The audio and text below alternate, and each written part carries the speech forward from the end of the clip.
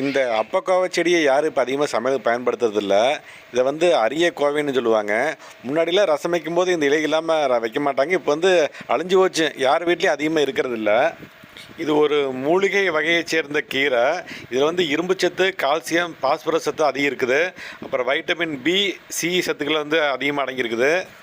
இந்த தலையை பயன்படுத்தி வச்ச ரசத்தை சாப்பிட்டா சளி, இருமல் சரியாயிரும். அப்புறம் குடல், வயிறு சம்மந்தமான வியாதிகளுக்கு இந்த தலை வந்து நிவாரணம் அளிக்குது. தோல் வியாதிகளுக்கு இந்த இலையோட மஞ்சளை சேர்த்து அரைச்சி பூசினா சரியாயிரும். இலையை கசக்கி பார்த்தா அது ஒரு நல்ல நறுமணமாட்ட வரும். இது காய் வந்து கோவக்காய் மாதிரி தான் பச்சை கலராக இருந்து பழுக்கும்போது சிவப்பு கலர் தான் மாறும். ஆனால் சைஸ் வந்து சின்ன சைஸாக இருக்குது.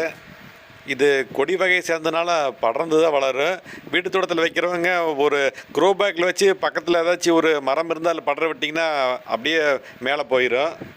கறிவேப்பிலைக்கு அடுத்து நம்ம அதிகமாக சமையலுக்கு பயன்படுத்த வேண்டிய பொருள் வந்து இந்த அப்பக்கோவத்தலை தான். ஆனால் இதை வந்து யாரும் வீட்டில் அதிகமாக வளர்த்துறதில்ல. நீயாவது வீட்டுக்கு ஒரு செடியாவது கண்டிப்பாக இதை வச்சு வளர்த்துங்க. வீட்டில் வளர்த்துறதுக்காக தேடிக்கிட்டு இருக்கிற சொந்தக்காரங்க வீட்டில் எங்கேயாச்சும் இருந்தால் விதை கொண்டு வரலான்னு இப்போ வரைக்கும் கிடைக்கல. சில பேர் ஆன்லைனில் சேல்ஸ் பண்ணிட்டுருக்குறாங்க. நீ அங்கே ஆர்டர் போட்டு தான் வாங்கணுமாட்டிருக்குது. நம்ம சர்க்கிளில் எங்கேயுமே இது கிடைக்கல. வீட்டு தோட்டம், மாடி தோட்டம் வச்சுக்கிறவங்க கண்டிப்பாக ஒரு கொடியாவது இதை வாங்கி நட்டு வைங்க. கண்டிப்பாக யூஸ்ஃபுல்லாக இருக்கும். வீடியோ பிடிச்சிருந்தா சேனலை சப்ஸ்கிரைப் பண்ணுங்கள். அப்போ தான் நாங்கள் போடுற வீடியோ உடனுக்குடன் உங்களுக்கு தெரிய வரும்.